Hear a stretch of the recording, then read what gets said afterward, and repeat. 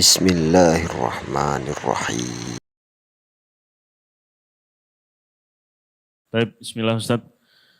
Kita insya Allah ada beberapa pertanyaan malam hari ini. Kita mulai pertanyaan yang pertama ini, isu yang sedang trending Ustaz. Banyak keresahan di tengah masyarakat saat ini dengan kondisi naiknya beberapa bahan pokok Ustaz. Termasuk bahan-bahan yang mungkin seperti beras dan bahan-bahan pokok makanan lainnya. Tapi di satu sisi mungkin banyak saudara-saudara kita yang penghasilannya segitu-segitu aja Ustaz. Sedangkan mereka juga merasa kita ini seperti dizolimi dengan kebijakan-kebijakan yang ada. Nah, menurut pandangan Islam Ustaz, ketika kita bertemu dengan kondisi seperti ini, apa yang harusnya kita lakukan Ustaz? Baik, sebenarnya yang pertama harus difahami itu beberapa poin ya. Kalau rezeki itu sudah tercatat ikhwah dan akhwat sekalian. Makanya Ibnu Qayyim rahimahullah mengatakan seharusnya setiap muslim itu fokus memikirkan bagaimana hubungan terbaik terjadi antara dia sama Tuhannya, Allah subhanahu wa ta'ala. Dia menjalankan tugas dengan baik dan kewajiban yang telah dibebankan kepadanya dan maksimal, serta tidak usah terlalu banyak fokus memikirkan masalah rezeki dan ajal. Karena keduanya hanya butuh ikhtiar yang sederhana saja. Untuk mendapatkan rezeki hanya butuh ikhtiar sedikit atau berusaha. Begitu juga dengan kematian butuh persiapan. Karena dua-duanya sudah dijamin dari sebelum penciptaan alam semesta ini. Dari statement beliau ini sebenarnya yang sangat menarik adalah bagaimana bukan kita tidak boleh ikhtiar dalam masalah rezeki. Kita boleh bekerja. Tetapi jangan lupa kalau semua itu sudah tercatat di sisi Allah subhanahu wa ta'ala. Tidak usah ragu dengan rezeki. Makanya Hasan Basri rahimahullah mengatakan, aku selalu senang dan tenang karena dua hal. Tentu ada beberapa athar yang lain disebutkan beberapa hal oleh beliau. Tapi saya fokus coba kedua hal dan beliau mengatakan karena yang pertama rezekiku sudah ditentukan oleh Allah, tidak akan pernah diambil oleh orang lain. Dan yang kedua adalah ajalku sudah ditentukan, maka aku akan selalu sibukkan untuk beramal. Dalam riwayat lain, antara lain beliau mengatakan, sesungguhnya ya, aku akan dihisap oleh Allah dan dipertanyakan tentang amalku dan tidak mungkin akan dikerjakan oleh orang lain, maka aku sibuk dengan amal-amalku. Jadi yang pertama yakinlah rezeki itu ada. Mau bagaimanapun pasar, harga naik, harga turun, rezeki kita sudah dicatatkan oleh Allah subhanahu wa ta'ala. Kita tidak akan meninggal teman-teman sekalian sampai setetes air yang sudah Allah takdirkan menjadi rezeki kita akan sampai kepada kita. Dalam sebuah hadis kata Nabi SAW tidak akan meninggal satu jiwa sampai rezeki terakhirnya tersempurnakan. Pasti akan sampai kepada kita. Itu yang pertama. Yang kedua, memang dalam kehidupan ini ada suka dan duka.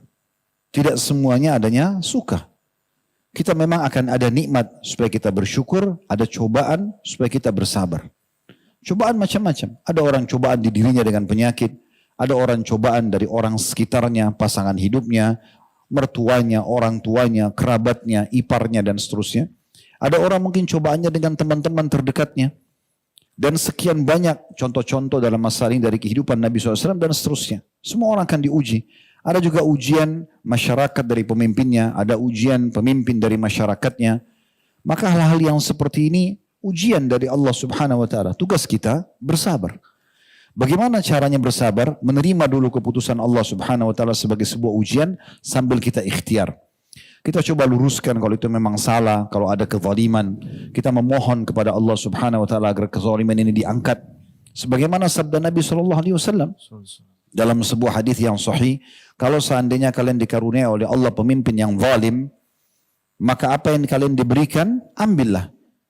Yang kalian belum diberikan, maka mohonlah kepada Allah subhanahu wa ta'ala, karena sesungguhnya waktu itu sangat dekat. Maksudnya, ajal masing-masing sangat dekat. Kezaliman itu tidak akan bertahan seterusnya. Gitu kan? Kalau keputusan itu memang adalah adil, karena memang harus dinaikkan harga pasar, karena keadaan memang, misalnya seluruh dunia sedang ditimpa permasalahan atau negara itu sedang ditimpa permasalahan, sedang naik harga, maka itu dibiarkan. Memang itu keputusan yang bukan cuma kita sendiri. Kezaliman itu di saat kita secara individu tidak mendapatkan hak kita. Tapi kalau merata, semua orang bisa merasakan, karena memang itu kebijakan yang dianggap adil, maka itu adalah hal yang dibolehkan dalam syariat. Di masa Nabi Muhammad SAW, saudaraku seiman, pernah terjadi kenaikan harga pasar. Lalu datanglah beberapa orang sahabat dari hadis Jabir radhiyallahu anhu, hadis yang sahih. Mereka datang kepada Nabi SAW mengatakan, ya Rasulullah, harga pasar lagi naik. Tolong tentukan harga buat kami. Kata Nabi SAW, tidak. Dalam riwayat lain, biarkanlah. Kemudian datang orang kedua mengatakan hal yang sama. Nabi SAW mengatakan biarkanlah. Karena sesungguhnya penentu harga, penentu rezeki adalah Allah Subhanahu wa Ta'ala. Di sini banyak sekali ulama menanggapi statement Nabi SAW. Kenapa beliau sebagai pemerintah tidak menentukan harga dan membiarkan pasar? Karena beliau tahu tentang kondisi di masa itu. Maka kita di sini teman-teman sekalian bersabar. Kita doakan agar Allah Subhanahu wa Ta'ala memberikan jalan keluar dari permasalahan ini. Mungkin di saat kita berada di posisi para pemimpin, mungkin kita akan mengambil kebijakan seperti itu atau lebih. Kita tidak pernah tahu. Yang penting alhamdulillah kita dikuatkan dengan poin pertama, rezeki kita ada. Akan sampai kepada kita dengan izin Allah Subhanahu wa Ta'ala. Maka tidak perlu khawatir dengan masalah ini. Tapi tetap tadi saya bilang di poin selanjutnya bersabar. Artinya sabar itu terima keputusan Allah Subhanahu wa Ta'ala sebagai ujian, tapi sambil ikhtiar. Yang suaranya bisa sampai di saat ini memang adalah kezaliman, disampaikan. Seperti tadi sabda Nabi SAW, apa yang kalian diberikan ambillah, yang kalian belum diberikan mohonlah kepada Allah Subhanahu wa Ta'ala secara langsung. Ketahuilah waktu itu sangat dekat. Kan begitu. Kalau keputusan itu adil, maka kita berdoa kepada Allah Subhanahu wa Ta'ala semoga Allah berikan solusi dari permasalahan buat negara misalnya, ya, atau keadaan yang sedang ada supaya bisa kembali normal dan seterusnya. Caranya supaya kita bisa mengetahui tentang kondisi dan keadaan nikmat Allah yang ada kepada kita walaupun sebenarnya ujian sedang ada. Coba perhatikan orang yang lebih berat dari kita. Coba perhatikan kondisi orang yang lebih berat daripada kita. Jangan sampai teman-teman kita hanya sakit flu saja, kita sudah menganggap seperti sudah terjadi kiamat. Padahal di sekitar kita ada orang yang flu dan demam. Kalaupun kita flu dengan demam, ada orang flu, demam dan rematik.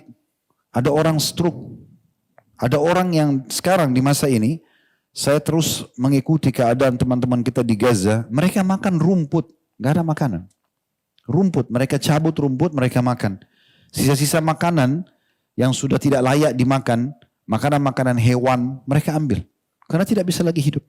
Seseorang anak muda di sana sekarang mengirim sebuah cuplikan, dia meminum air dari bekas, maaf saya bahasakan WC. Air-air dari saluran pembuangan, mereka tidak bisa lagi punya air. Tapi dia dengan mengatakan, Alhamdulillah, tidak ada air lagi, saya mati kalau tidak minum. Tetapi saya merasakan air ini seperti air yang suci dan air yang sehat, karena saya tidak punya yang lainnya. Anak kecil, sudah nggak ada lagi orang tuanya. Terpaksa tidur di jalan, musim dingin sekarang. Di Palestina beberapa wilayah turun salju. Lihat keadaan mereka teman-teman sekalian. Kita cuma sekedar misalnya ada sedikit harga naik, tapi antum masih bisa makan. Termasuk di negara kita, Masya Allah, Tabarakallah. Artinya dengan adapun yang naik. Bukan saya membela kalaupun ini ada keputusan zalim. Saya tidak katakan juga itu zalim. Tetapi kita bisa melihat dengan kacamata yang berbeda tentang kondisi dan keadaan orang lain. Terlalu banyak orang yang lebih besar ujian daripada kita. Sampai hari ini di beberapa negara di Afrika setiap hari itu bisa dikatakan ribuan orang meninggal dunia karena kelaparan. Karena penyakit, mereka tidak ada obat. Mereka tidak punya pakaian dan segala macam hal. Kita Masya Allah bisa beli pakaian, masih ada pekerjaan. Cuma mungkin ada perubahan harga di barang. Kita coba ikhlaskan menerima keputusan Allah. Kemudian kita coba ikhtiar tadi saya bilang. Kalau itu zalim, minta sama Allah diberikan solusinya. Bukan supaya dibalaskan, tidak. Bagi supaya Allah berikan jalan keluar. Kalau itu adil, Allah juga memberikan pahala orang yang sudah berijtihad dan tetap mengembalikan kenormalan. Jadi coba lihat teman-teman keadaan-keadaan seperti ini, ya, supaya kita bisa sadar ternyata ada orang yang lebih berat daripada kita. Bahkan Nabi SAW mengatakan dalam sebuah hadis yang sahih, kalau sedang memuncak ujian Allah kepada kalian, ada musibah, ingatlah musibahku, karena musibahku itu akan meringankan musibah kalian. Musibah apa yang berat, lebih berat teman-teman sekalian di masa daripada Nabi SAW. Beliau orang terpercaya Mekah, tokoh masyarakat, jalur nasabnya jalur yang paling mulia, orang yang paling sempurna secara fisik, sangat tampan. Sebagian ulama ada yang mengatakan Nabi SAW lebih tampan daripada Nabi Yusuf alaihissalam. Nabi Yusuf punya sepertiga ketampanan dunia. Beliau terkenal, begitu jadi Nabi didustakan oleh kaumnya sendiri. Dimulai dengan pamannya Abu Lahab. Waktu Nabi SAW kumpulin orang untuk menyampaikan agama Allah, Abu Lahab yang pertama mengatakan, Tabban lak ya Muhammad. Kecelakaan buat kamu. Alihada jama'atana, apakah karena ini kau kumpulkan kami? Disuruh orang-orang bubar.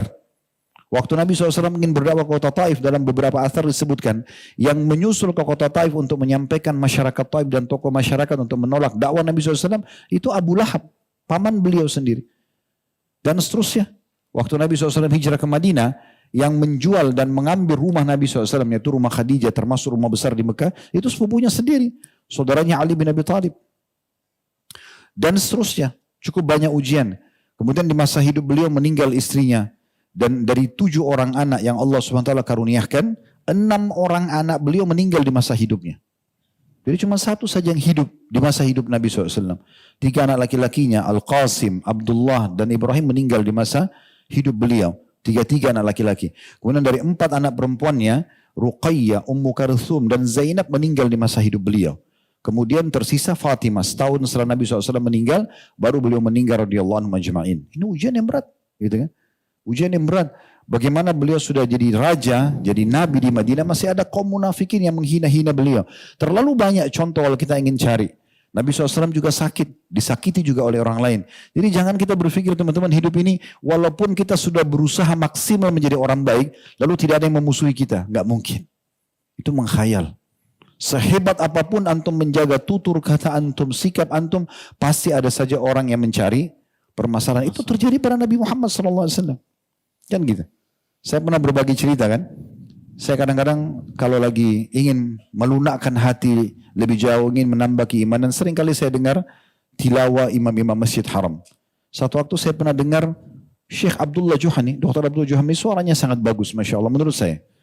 Kemudian saya dengarkan sholat subuh beliau, indah sekali. Mungkin sekitar 20 menit dari 2 rakaat itu, disatukan rakaat pertama sama rakaat kedua bacaannya. Maksudnya sholatnya itu, saya dengar rakaat pertama, rakaat kedua. Setelah selesai, Masya Allah bagus sekali bacaannya. Tilawahnya juga enak didengar. Kebetulan juga Allah amanahkan saya bisa ngerti apa yang beliau baca, maka kita lebih tersentuh di situ. Tapi subhanallah selesai melihat cuplikan itu di YouTube, saya kaget melihat tidak sengaja ada orang yang dislike. Jempol bawah. Padahal tilawah Al-Quran, Syekh ini tidak bicara apa-apa. Enggak jelasin hukum, bicara, enggak. Sholat subuh, Allahu Akbar, baca Al-Fatihah, baca surah. Sampai salam. Ada orang masuk di channel itu khusus untuk dislike saja. Coba pikir. Apalagi kalau kita ngomong, bicara, terus kemudian tidak ada yang mencari kesalahan kita, itu udah biasa. Itu suka dukanya kehidupan. Justru di situ antum gunakan momentum untuk lebih dekat kepada Allah Subhanahu wa Ta'ala. Antum sadar antum punya Tuhan yang mengatur semua itu. Kalau ada orang yang tidak suka sama kita, yang ciptakan kita Allah, yang ciptakan dia Allah. Yang ciptakan sifat, ya kita bersabar untuk bisa menerima. Menciptakan juga sifat emosi ataupun apa, dan dia itu adalah Allah. Kita bisa minta kepada Allah SWT untuk melunakkan dia dan menjadi penyebab hidayahnya. Kan begitu. Memang sudah begitu sunnatullah. Jadi fahami ini memang ada satu sistem yang sudah terjadi. Maka kita tinggal kalau ada nikmat bersyukur, ada cobaan kita bersabar. Ya, Allahu a'lam. Ya.